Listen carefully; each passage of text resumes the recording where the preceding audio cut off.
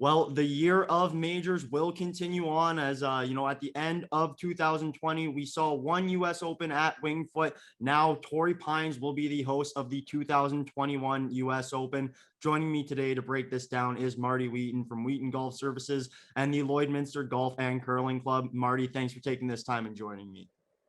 Thanks for having me, Evan. Now, Marty, personally, I am supporting the Tiger Victory Sunday red here for a good reason. The last time Torrey Pines hosted any major, let alone hosting a U.S. Open, was in 2008 when we saw Tiger Woods pull out an unbelievable victory. A lot of people calling it, possibly the best U.S. Open of all time. I guess just what do you remember from that 2008 U.S. Open? Just a wild game from Tiger Woods, up and downs from everywhere, chipping in 60-foot putts, and obviously the fractured leg, which he was in a tremendous amount of pain. And to walk that golf course that long and perform under that pressure with a fractured leg is one of the best performances in all of sports. And I mean, Marty, seeing him celebrate after he hit that, 12, 15-foot putt, bouncing all over the green there. I mean, that's really a sight to see. Yeah, one of the most iconic scenes in golf for sure. And that will go down, like I said, as one of the best sports performances. And other athletes even refer to it. Unbelievable performance by Tiger Woods in 2008.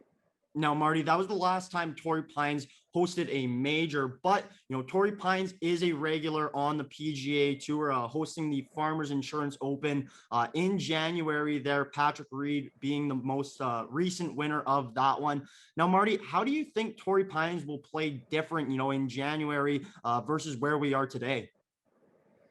Certainly, it's going to play a lot tougher. The fairways are going to be more narrow. Landing spots are going to be a little smaller, and then the rough looks unbelievable. So always with the U.S. Open, they're kind of riding the line of difficult and impossible. So we'll see if the USGA can kind of keep wraps on that.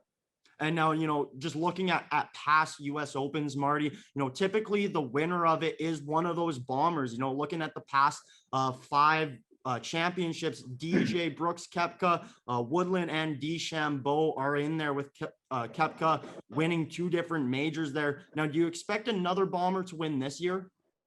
I'm looking at Dustin, Rory, Xander's up there. Obviously, he's not one of the longest hitters, but definitely going to be more favored towards the long hitters. And with that being said, Marty, which one of those guys is your favorite this weekend? I'm going to go with Dustin Johnson this week. I know he's been trending, hasn't been playing his best golf, but if he gets on with the driver, obviously he's one of the best all-around games that we have on the PGA Tour. So looking at Dustin Johnson this week. And, just speaking of length there, I mean, Torrey Pines back in 2008 was the longest major in history. Now things have changed a little bit, but obviously the long bomb hitters will still benefit there, Marty.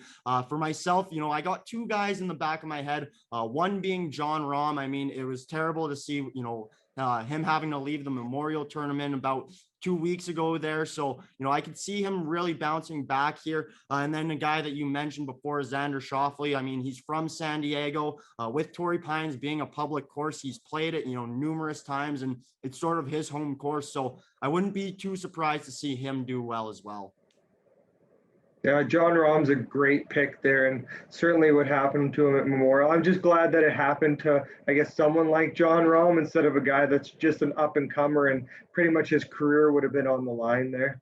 Yeah, Marty, it should be an interesting weekend here coming up. Things kick off Thursday morning here and finish up on Sunday. So thank you very much for taking this time and joining me. Looking forward to it. Thanks, Evan.